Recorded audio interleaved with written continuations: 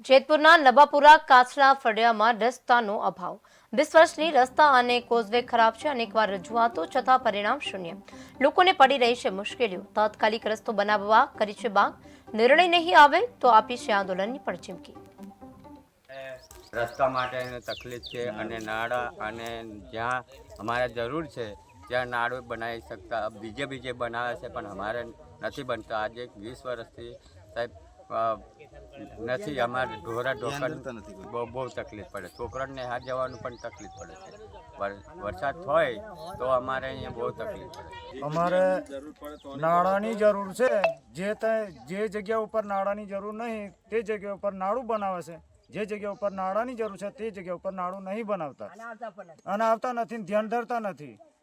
એટલે આ સરપંચ રુદલીબેન જોમસિંહભાઈને એમને એટલી તો અમારે ફરજ વારંવાર કીધું છે એમને, પણ તોય છતાં તું ધ્યાન નથી ધરતા. 25 વર્ષનો રસ્તો બંધ કરી છીએ. સુરોને હાર જાય શું કરીએ? તકલીફ પડે અમારે. બતણો આવી જાય એટલે અમારા ઘર મેં સુરો રહી જાય ને હારે ની જાય. જોઈએ અમારો રસ્તો ઠેઠ ઘેર ઓંગળે જોઈએ.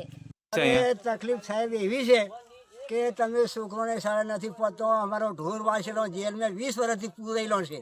હા, સરપંચ નથી ધ્યાન ધરતા. લેડી સરપંચ બનેલી છે પણ લેડી સરપંચો પણ અહીં ધ્યાન નથી ધરતા. લેડી સરપંચના વર્ષ થઈ ગયો 3, રહ્યા કેટલો 2.